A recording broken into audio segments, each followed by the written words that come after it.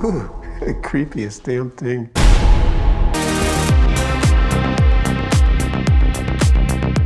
Hey everyone, I'm John from Let's Talk, and today we're going to be talking about the latest film from Scott Derrickson and starring Ethan Hawke, The Black Phone. But before we dive into that, if you're a fan of movie reviews, 4K Blu-ray reviews, TV reviews, game reviews, we try and do them all here on this channel, so make sure you hit that subscribe button and turn notifications on. And if you could like this video, that would really help us out. So The Black Phone was released on June 24th, 2022. It was originally scheduled for release in February of 2022, but got pushed back, I assume just for, reasons that moving into the summer, because it did get a lot of positive reviews coming out of Fantastic Fest in September of 2021. So I think a lot of people were anticipating this movie, and one of those people anticipating this movie who couldn't wait for it was me, because the last time that Scott Derrickson and Ethan Hawke teamed up, it gave us one of the best horror movies over the last 20 years in my opinion, and that is Sinister. Not many movies scare me. I am very hard to scare, I don't know why, but nothing ever gets under my skin. But Sinister was one of those films that got under my skin, and Ethan Hawke was fantastic in it, so I was very much looking forward to The Black Phone. Now, Scott Derrickson has directed a lot of other movies too that you might know, such as the first Doctor Strange and The Exorcism of Emily Rose, which is a very underrated horror film.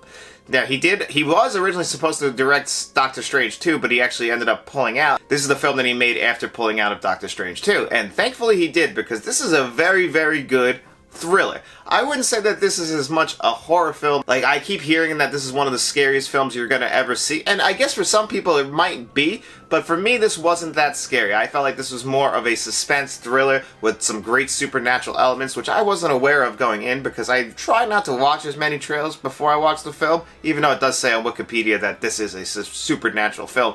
So I actually didn't know about certain aspects of this film, and I did watch the trailer before this, so they are there, so this won't be me spoiling it. So our lead character, played by Mason Thomas, he's the latest victim of a kidnapping by a character played by Ethan Hawke called the Grabber. He kidnaps him, and he's kidnapped, I believe, 5 other kids before. They haven't found them, and now he's the latest victim. Fortunately for him, there's a black phone in the room that he's being kept by Ethan Hawke's character, and when he picks it up, even though it's disconnected, he could hear the voices of the previous victims, and they're trying to help him to defeat the Grabber or to escape. And that is the basic premise to this film. It's got that supernatural element combined with the scariness of being kidnapped and, the possibility of being murdered. Now, his sister is played by Madeline McGraw, and she is another fantastic aspect to this entire story. I thought that she played her character very well. I would say that between her, Ethan Hawke, Mason Thomas, those would be our 3 leads of the film. And then, unfortunately, these 2 leads do have a father who is playing in movie tropes 101. It's the most cliched character, I believe, and I don't understand personally.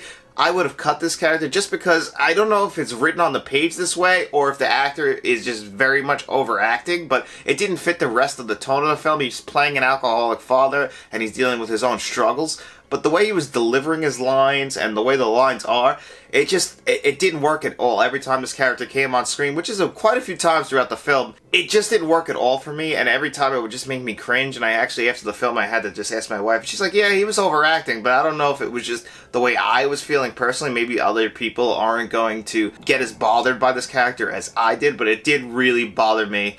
And that was probably my biggest flaw of this movie. And this is a movie filled with not many flaws. Like I said, I was expecting it to be scarier than it was, but it wasn't, but that doesn't take away from the film. This is a film that was very well made. This movie takes place in 1978, and you really feel like you're in 1978. That has always been one of my biggest pet peeves for a lot of shows and movies nowadays. When they go back to like the 70s or 80s, they always miss the fact that you want to feel like you're in the 70s and 80s. And this film definitely gets the tone right, the way it's shot.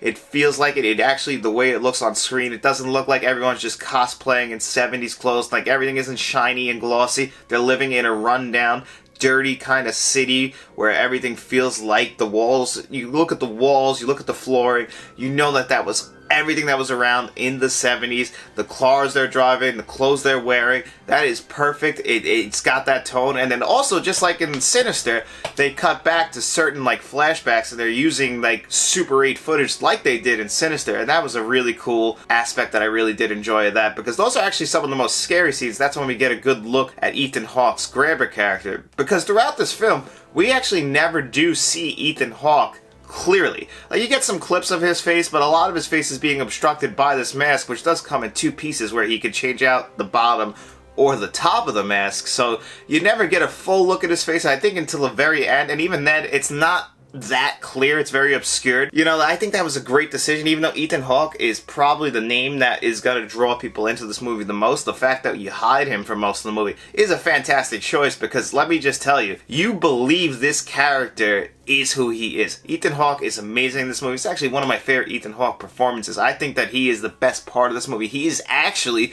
scary and creepy. He's just got that grimy, dirty, like, just piece of crap feel to him.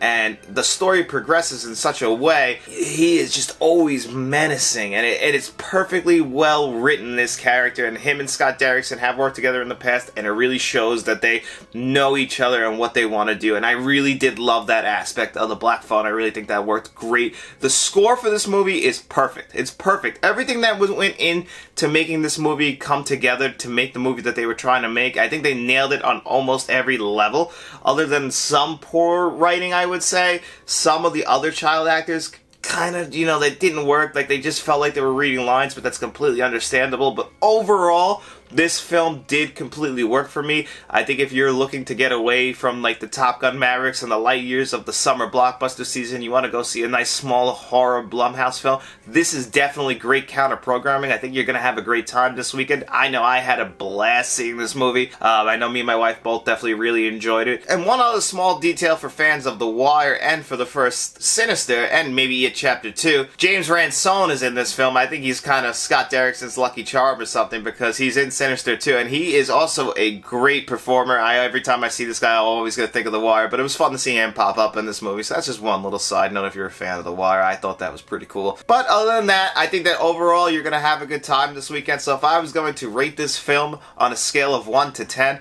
I'm going to give The Black Phone an 8 out of 10. So that's a recommendation from me, guys. Definitely run out and see this if you're in the mood for a horror, psychological thriller film this weekend. This is definitely the one for you. And guys, we really appreciate your support here on this channel, so if you could, please like, share, and subscribe, and you tell all your friends.